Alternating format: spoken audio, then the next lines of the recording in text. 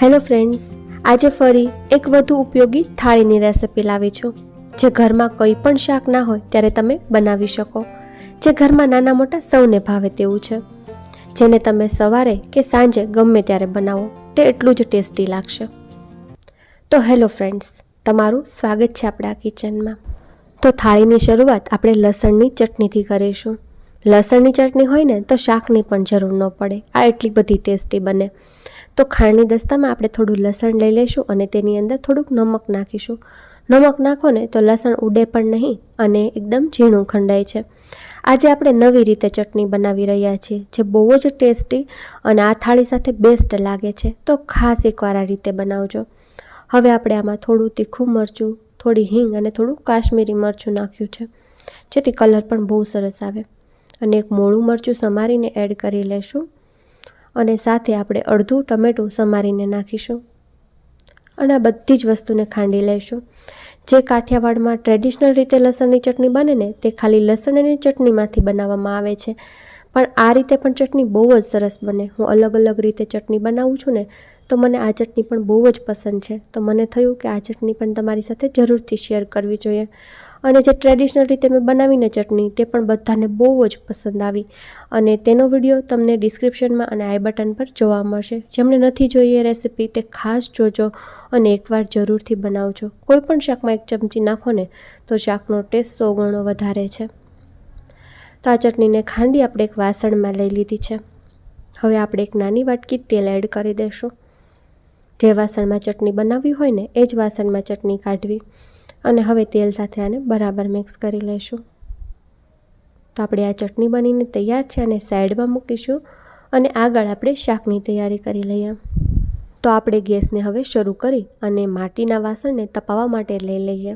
મને ઘણી બધી કમેન્ટો આવી હતી કે માટીના વાસણને ક્યાંથી લેવું, કઈ રીતે વાપરવું અને તેને સાફ કઈ રીતે કરવું.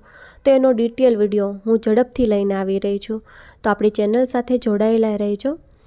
તો અહીંયા માટીના વાસણમાં તેલ ગરમ કરી લીધું છે, તેની અંદર મેં થોડી રાઈ નાખી છે અને થોડી લસણની કળીઓ એડ કરી દઈશું. આમ તો આપણા કાઠિયાવાડમાં લસણનો ટેસ્ટ મેન હોય છે, પણ આ રેસિપીમાં થોડું વધારે લસણ રાખવું જેથી સરસ લાગશે. સાથે આપણે થોડું આખું જીરું, હિંગ અને કડી પત્તા નાખીશું અને એક સમારેલી ડુંગળી એડ કરી લઈશું અને બરાબર મિક્સ કરી લઈશું. જે લોકોને કાઠિયાવાડી પ્યોર ટેસ્ટ પસંદ છે તે આ વિડીયોને સ્કીપ કર્યા વિના જોજો, કેમ કે તમને આ રેસિપી બહુ જ ગમશે. જેમને કાઠિયાવાડી ટેસ્ટ પસંદ હોય ને તેમને જ ખબર પડે કે કાઠિયાવાડનો મેન ટેસ્ટ અને તેમની રેસિપી કેટલી સરસ હોય છે. હવે આપણે સાઈડમાં ડુંગળી ચડે ત્યાં સુધીમાં ટમેટું પણ સમારીને આમાં એડ કરી લીધું છે. સાથે આપણે સ્વાદ પ્રમાણે મીઠું અને હળદર નાખીશું, જેથી ટમેટા ઝડપથી સોફ્ટ થઈ જાય. એકવાર આને આ રીતે ચલાવી લઈશું અને હવે આને ઢાંકી લગભગ 1 મિનિટ થવા દેશું, જેથી ટમેટાં આપણા સોફ્ટ બની જાય. તો 1 મિનિટ બાદ તમે જુઓ ટમેટાં સોફ્ટ થઈ ગયા છે, તો આ રીતે તેને થોડાક મેશ કરી લેશું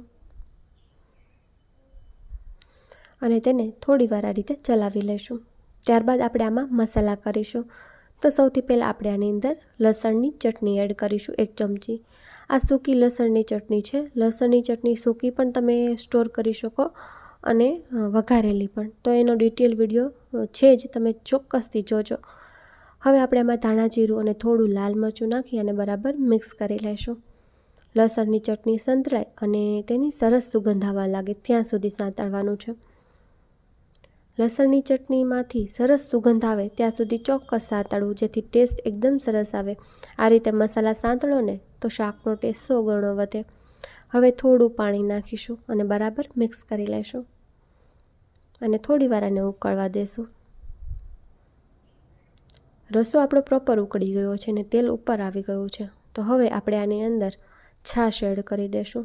અહીંયા આપણે મીડિયમ ખાટી છાશ લીધી છે, એટલે કે એકદમ મોળી પણ નહીં અને થોડીક હલકી ખટાશ પડતી છાશ લેવાની છે. જો બહુ જ વધારે ખાટી હોય તો થોડું પાણી નાખવું, પણ અહીંયા મારી છાશ મીડિયમ ખાટી છે તો મેં અહીંયા 2 ગ્લાસ જેટલી છાશ નાખી છે. હવે છાશને ઉકળવા દેશું. જ્યારે પણ કંઈ પણ રેસિપીમાં તમે છાશનો યુઝ કરો તો રસાને પ્રોપર ઉકાળવો પડે, નહીંતર છાશની સ્મેલ આવતી હોય છે. તો 5-7 મિનિટ આપણે તેને ઉકાળીશું અને સાઈડમાં આપણે એક બીજી તૈયારી કરી લઈએ.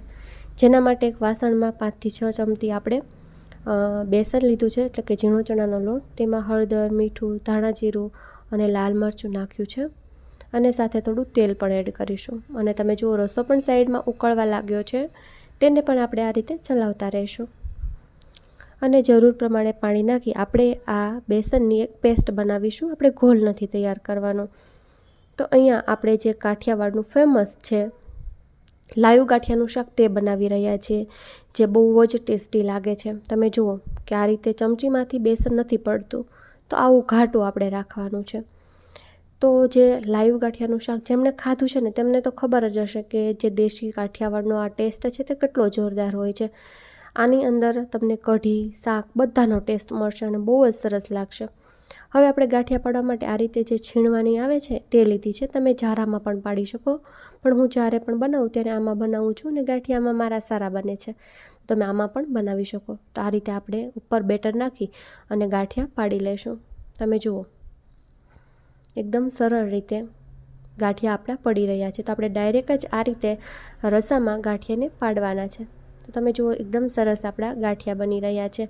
આ ગાંઠિયા ખાવામાં બહુ જ સરસ લાગે છે. અને તમે જ્યારે લાઈવ ગાંઠિયા બનાવો ને તૈયાર ગાંઠિયાનું શાક બનાવો ને તેમાં ઘણો ફરક છે અને ટેસ્ટમાં પણ 100 ગણો ફેર પડે છે. તો આપણે હવે આની અંદર એડ કરી અને એને ઉકળવા દઈશું. ને જે આ આપણો મસાલો ચોટ્યો છે વાસણમાં તેમાં પાણી નાખી તેને પણ આપણે શાકમાં લઈ લઈશું, જેથી શાકનો રસો ઘાટો થાય. આ શાકમાં કઢીનો, ગાંઠિયાના શાકનો બધો જ ટેસ્ટ આવે છે અને એટલું સરસ શાક લાગે છે ને કે તમે વાત જ ના પૂછો. તો હવે આપણે આ શાકને ઢાંકી અને સાઈડના ગેસ પર ચડવા માટે છોડી દઈશું. માટીનું વાસણ છે તે લાંબા સમય સુધી ગરમ રહે છે, તો તેની ગરમીમાં જ આપણું શાક બનીને તૈયાર થઈ જશે. અને આ ગેસ પર આપણે ચટણીને પકવવા માટે લઈ લેશું. લસણની ચટણી 2-3 મિનિટમાં જ રેડી થઈ જશે. જેમ જેમ ચટણી ચડશે તેમ તેમ તે ફૂલવા લાગશે અને લસણની સરસ સુગંધ આવવા લાગશે, એટલે માનું કે આપણી ચટણી બનીને તૈયાર છે. તો આ રીતે ચલાવતા રહી અને આ ચટણીને આપણે પકવી લેશું.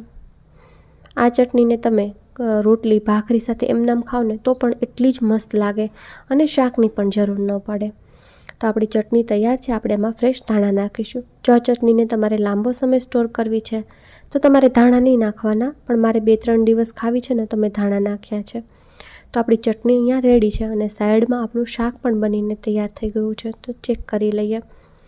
તમે જુઓ ખૂબ જ સરસ આ શાક બન્યું છે. માટીની સુગંધ સાથે આપણું કાઠિયાવાડનું ટેસ્ટી શાક બહુ જ સરસ લાગે છે.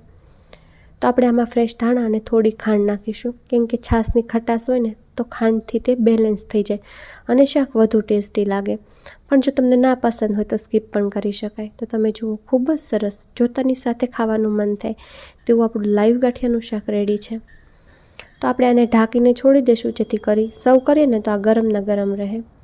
હવે આ શાક સાથે છે ને ભાખરી અથવા તો બાજરીના રોટલા બહુ જ સરસ લાગે. તો આ કોમ્બિનેશનને તમે બપોરે ચાહો કે સાંજે ચાહો ગમે ત્યારે બનાવો, ખાવામાં એટલું જ ટેસ્ટી અને હળવું લાગે. તો આપણે ભાખરી બનાવી રહ્યા છીએ. તો ભાખરી અને રોટલા તો ફટાફટ બની જાય અને બનાવવામાં સરળ પણ લાગે. તો અહીંયા આપણે ભાખરીનો જે કરકરો લોટ આવે તે લીધો છે. સ્વાદ પ્રમાણે નમક અને 2 ચમચી તેલ નાખી બરાબર મિક્સ કરીશું.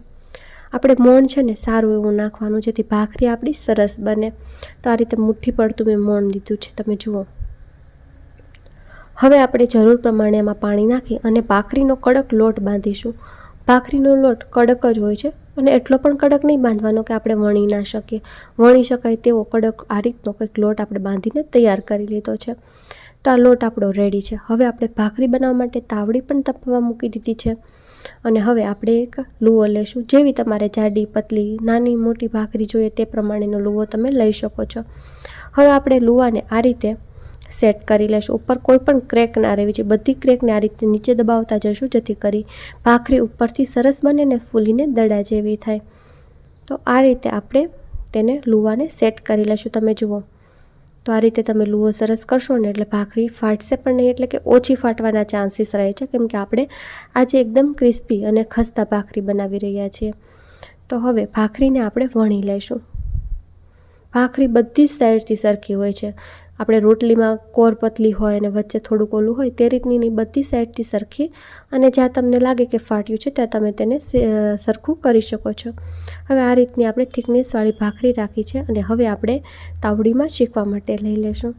તાવડીમાં શેકેલી ભાખરી મીઠાશમાં પણ સરસ લાગે છે અને એકદમ ક્રિસ્પી બને છે. તો એક સાઈડથી ચડે એટલે આપણે બીજી સાઈડ પણ સેમ એ રીતે એને પકવી લેશું. કાચું લાગે ત્યાંથી તમારે આ રીતે પકવી અને હવે આપણે ડાયરેક્ટ ફ્લેમ પર એને શેકી લેશું.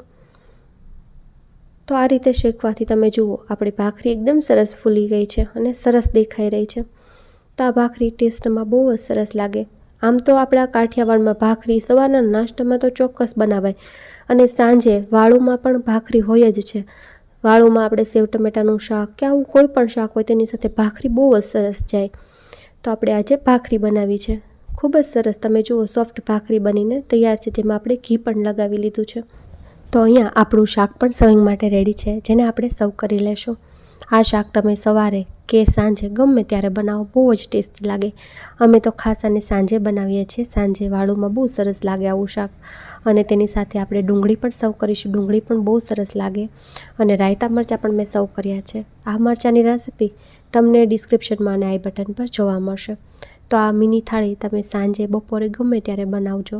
તો એકવાર ટ્રાય જરૂર કરજો અને મને કોમેન્ટમાં જણાવજો તમને આજની આ રેસિપી કેવી લાગી.